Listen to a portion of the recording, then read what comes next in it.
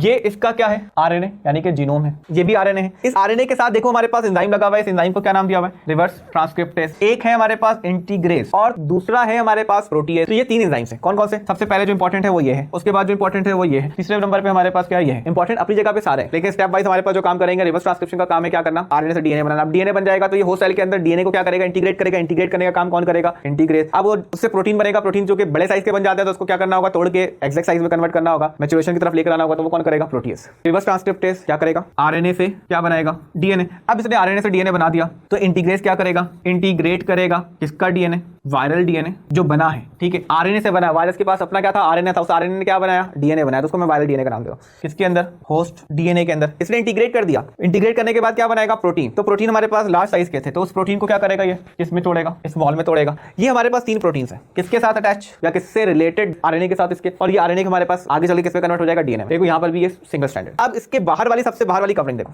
ये जो ये कवरिंग बनी हुई है, ठीक है, ये कवरिंग हमारे पास इसकी मेम्ब्रेन है, इसका इन्वेलप था जिसको हमने नाम दिया था कि सेल मेम्ब्रेन की ही कवरिंग है, लिपिड बाइलेयर का। अब इसके अंदर देखो, ये कॉनिकल शेप स्ट्रक्चर है, यकीनन क्या होगा, कैप्सिड होगा। इसके कैप्सिड के बाहर देखो और इन्वेलप के अंदर देखो, जस्ट इनसाइड द इन्वेलप ये आपको एक और लेयर नजर आ रही है, प्रोटीनिशियस। ये है मैट्रिक्स प्रोटीन। कौन सा प्रोटीन, मैट्रिक्स प्रोटीन। इस मैट्रिक्स प्रोटीन के अंदर भी M1 M2 करके होता है हमारे पास, लेकिन ये हमारे पास क्या है, मैट्रिक्स प्रोटीन, कहीं ना कहीं पे लिखा हुआ होगा। और ये जो है आपके पास कॉनिकल शेप, ये है क्या, कैप्सिड। ये ओवरऑल स्ट्रक्चर हो गया किसका, HIV का। लाइफ साइकिल की बहुत सारी चीजें मैंने यहीं पे बता दी, बस लाइफ साइकिल को थोड़ा सा क्या करना है, आगे डायग्रामेटिक हम एलैबोरेट करेंगे। क्या क्या चीजें हैं, होस्ट के साथ आके अटैच होगा। अब अटैच होने पे मैंने कहा कि इसके साथ स्पाइक्स मौजूद होती हैं। तो ये GP120 और GP41 ये हमारे पास डिफरेंट इसके स्पाइक्स प्रोटीन्स हैं। ये स्पाइक प्रोटीन का काम होता है अटैचमेंट में हेल्प करना। जैसे कि ये 120 है, ये अटैच होगा हमारे पास CD4 के रिसेप्टर के साथ। CD4 का मतलब हेल्पर टी सेल के रिसेप्टर के साथ। अब ये हेल्पर टी सेल के रिसेप्टर के साथ अटैच होगा तो उसके बाद उसकी पेनिट्रेशन होगी, इसी से कॉन्फिगरेशनल चेंजेस आती है। इसके बाद वो सेल के अंदर क्या हो जाता है, हमारे पास हेल्पर टी सेल के अंदर दाखिल होता है। तो इनका काम क्या है, अटैचमेंट में हेल्प करना।